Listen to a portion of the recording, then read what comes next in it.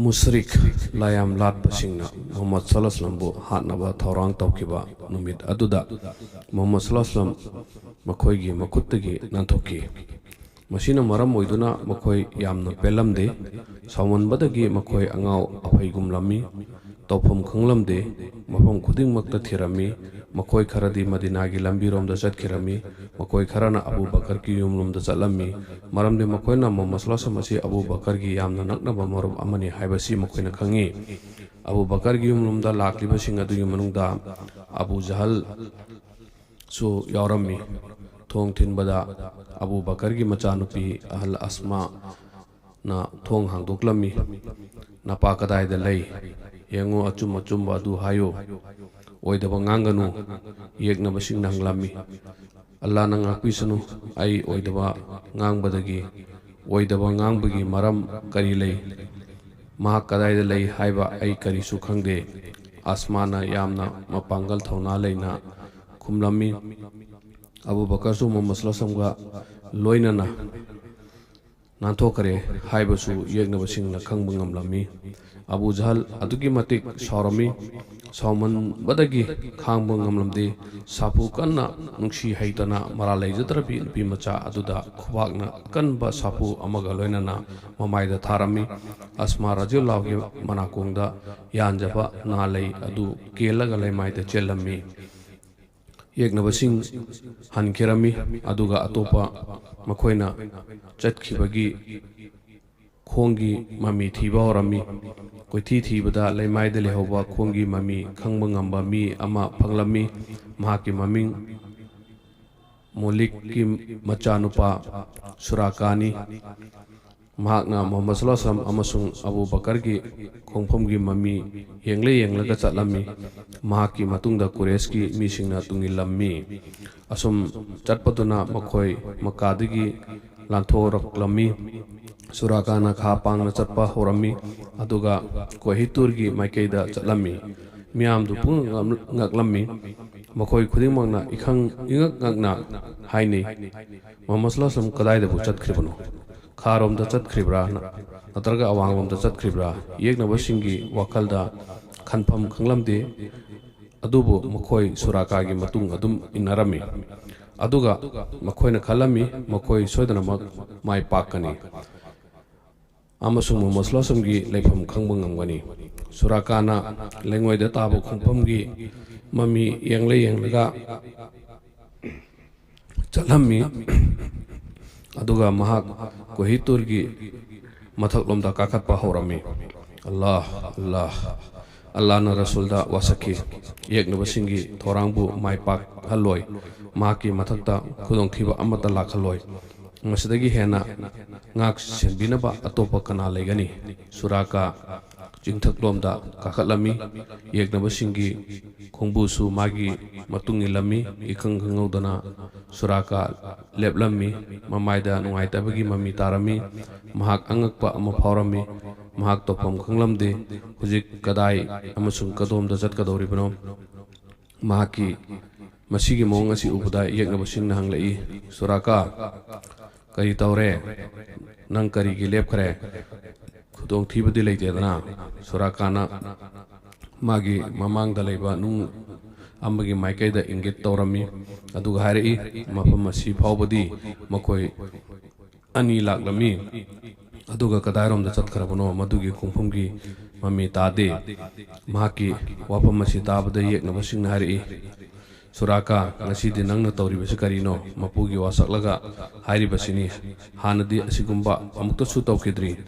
mafam adudagi khara thapna sa chenba ama urami mag hameng kaya moromgo loina rami yekna basingna mongonda hanglami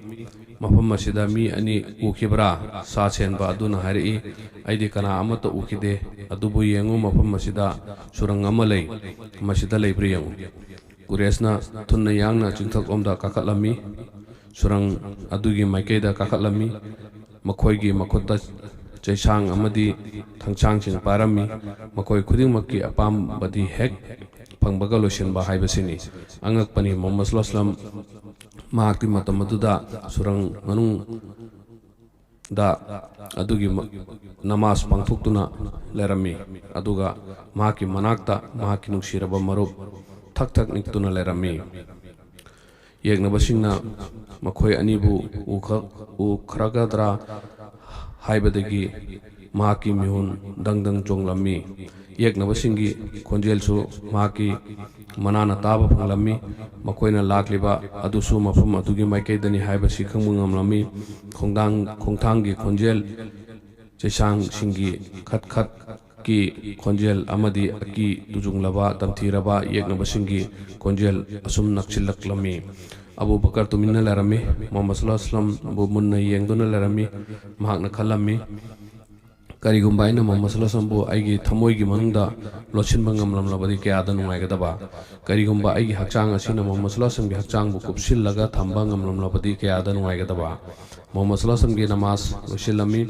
Mohammad सल्लल्लाहु अलैहि वसल्लम गी थवाइगी खुदोंथीबा अदुबु उरगा अबू बकर अदुकी मतिक वाजरमी ममाई मक्सिलमी अबू बकर गी मतौदु दा मोहम्मद सल्लल्लाहु अलैहि वसल्लम न उरमी अमसुंग महाकी थमोइगी फिबम खंबा ngamlami हारेई औज़ु बिल्लाहि मिनश शैतानिर रजीम बिस्मिल्लाहिर रहमानिर रहीम ला तहज़न इन्नल्लाहा मअना किगनु अल्लाह अखोइगा लोइनरी कुरेश की मी अमा सुरंग अदुगी माइकेदा यांगना लागलमी यावरकदब खोंफुंग खरा खक वालिङैदा इखंग खंगौदन लेपखि अदुगा अमुका हनकेरमी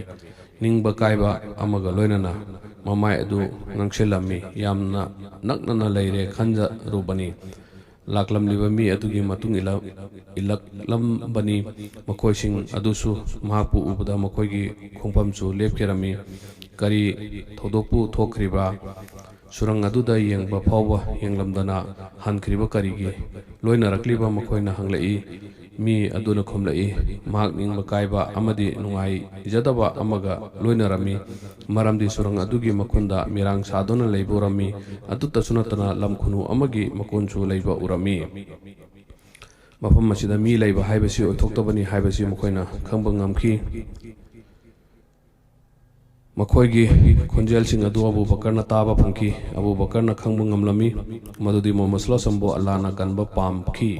थोखरिबा खुदिंगमक असि अल्लाह न सिनबा ngaktani येगनबसिंग सुरंग अदुगी मचिन फावबा यारकलमलबनी मफम अदु मक्तता कोइचा चलमलिबनी अबू बकर न मखोइगी मखोंगसिंग सुरंग मनुंगदगी उबा फंकी अदुबो अल्लाह गी थौसिलना कनागुम्बा अमतना सुरंग मनुंगदा यंगसिल लखिदे मतम अदुदा अबू बकरना अल्लाह की रसूल की मनाकोंगदा तुमिन्ना हाइकी मखोइसिंग मतम अदुदा अबू बकरना अल्लाह की रसूल की मनाकोंगदा तुमिन्ना हाइकी मखोइसिंग असिगी मनुंगदा कनागुम्बा अमना अखोइगी खोंग असि उखरबदी खांखरगनी अल्लाह की रसूल हारी अबू बकर मखोइ अनि अदुगी मतांगदा नंगना करी खली मदुदी मखोइ अनि अदुगी अहुम सुबा अल्लाह नि अल्लाह के रसूलना अबू बकर बु इंथलमी असुम तौदुना येगनबसिंग सुरंग अदुदगी चटखेरमी मखोइ चिंगथक्तगी कुमलमी अदुगा अतोपा मफमसिंगदा थेरमी अदुबु मखोइगी होनजमल अदु माइ पाकु ngamखिदे अदुबु मखोइना फंगद्रिबा फावबा थिगनी हाइबगी वारेप लौजरमी असुम तौदुना कोइथि थिदुना लेरमी थिबा लेपलमदे मरमदी कुरेशना मोहम्मद सल्लल्लाहु अलैहि वसल्लम फारगा पुरपंगम मी अदुदा उच्चामा पीगनी हाइना लाउथोकी उच्चामा फंगदौरिबनी हाइबसी थीरिबा मखोइ खुदिंगमक्की वाखलदा लेरमी उच्चामगी मिहौबा असिना मखोइ खुदिंगमक अंगाव अफैगुमलमी मोहम्मद सल्लल्लाहु अलैहि वसल्लम अमसुंग अबू बकर मफम असिदा नुमित हुमनी लेरमी अबू बकर की मचानुपा अब्दुल्लाना मतम खुदिंगमक्ता कुरेशिंगना करी तौरी करी खनरी हाइबसीगी मतांगदा थिजंदुना लेरमी फंगलपो पाउ खुदिंगमक अहिंगदा लागलगा मोहम्मद सल्लल्लाहु अलैहि वसल्लम तमलमी महाकना लाकपदा महाकी मचनुपी आसमासु लोइनरई आसमाना मयुमदगी चाक थोंगलगा पुरई अहिंग गी मतम खरा होजिन खरबा मतुंगदा अबू बकर की मनाई फाहिरा की मचानुपा आमिरना हमेंग सिंग पुरगा मफम मदुदा लाई मोहम्मद सल्लल्लाहु अलैहि वसल्लम अमसुंग अबू बकर मखोइ अनिमकना हमेंग मखोम थकलमी असुम तौदुना अब्दुल्ला आसमा अमसुंग आमिर मखोइ अहुम पुन्ना मयुम दहनकी अब्दुल्ला अमसुंग आसमा मखोइ अनिना ममांग थाना चली अदुगा Aamir अमसुंग ꯍꯥꯃꯦꯡꯁꯤꯡꯅ matungda chatli makhoi ahum na chatpagi maramdi Abdullah amasung Asma gi khongun adu mami tahoroina bani asum tawduna numit humni haujin kirami Muhammad sallallahu alaihi wasallam Abu Bakar makhoi anibu thibagi thabak leblami Muhammad sallallahu alaihi wasallam thiramba makhoi sing adu ningba kaiba ga loina na mayum han khare makhoi Muhammad sallallahu alaihi wasallam Abu Bakar makhoi ani gi khungchat yamna thapa mafam yarom lagani haina khanki makhoi na thirubda kana roi haina khanki Abdullah nan tigi Muhammad sallallahu alaihi wasallam maki nungsi zaraba mapa Abu Bakar gi manakta chatlaga Quraysh na kari khanari kari hainari haibagi paw khuding mak tamlami Quraysh ki lingba kaibagi paw su tamlami Abu Bakar na paw sing adu taraba matung Abdullah dahari aina ud amom ani thorang tawduna thamlamba adu purag lau purakpa matamda kana amata uhandana chekshin puro aduga Abdullah gi macha nupa arkat pusu puraga lao mahak asi kafir ni thajadabani Abu Bakar radhiyallahu mahaku thaji makoina hana khannabada Madina gi atopa lambi amada lam takna ba mapu puba haina ki numit tarakpa ga Abdullah surangi maikaida chalami Asma amasung makoigi manai Amargi machanupa Fahir su loina rami makoi singi matungda arkatsu laklami mahaki Abu Bakar gi ud amom ani amasung mahaki masagi ud amaga ud ahum puraga chalami makoi loina mak ud ahum aduga loina na surang yorami ud ani adugi manungda khara phaba ud adu Abu Bakar na Muhammad sallallahu alaihi wasallam pirami aduga hari Allah gi Rasul na masigi ud asi gi matakta phambiyo Muhammad sallallahu alaihi wasallam matam khuding makta kanagumba amatta dagi mateng lobo pamkide mangna hari ud asigi mamal law Abu Bakar na hari masigi ud asi na hakida maktani ya Allah ki Rasul aigi ima ipa nangonda kathok labani Muhammad sallallahu alaihi wasallam hari nate madugi wanate nangna lerakpa mamal adu khaktani aina pigi hari base Abu Bakar yaba natanu pai pambai amata lekhide Hazrat Asma na khongchat adugi pochei thorang tawki yumdagi chana thaknaba na thanba khaw ama purakliba chanaba pot amasung thaknaba ising khaw animak utta hapkadabani adubu pochingdu punnaba thauri amata leramde karam tawsige haina matam khara wakhal leitaramde ngihaklarga wakhal ama laklami mahaki khwangchet lakphi adu mayaida segairaga ani thoklami aduga saruk amadana chanaba poching saruk amadana ising khaw adu pulami masigi matangdani mahak jatun nitaqain haibidi khwangchet lak phi ani thokhan khibi haina maming chatkribani Muhammad sallallahu alaihi wasallam amasung Abu Bakar makhoi ani ud amom sing aduda tungduna chalami Abdullah gi machanupa arkachu phagi magi uttafam phamlami Abu Bakar radhiyallahu anhu lambida dongthiba amata thoktanaba magi maningda mahaki manai adusu phamalami asum tawtuna makhoi Abdullah ki machanupa arkatna lamjing laga Ahmar samundar gi mapan da chalami hairiba lambi asi mi sutadaba amasung pumchip chik pa lambi ni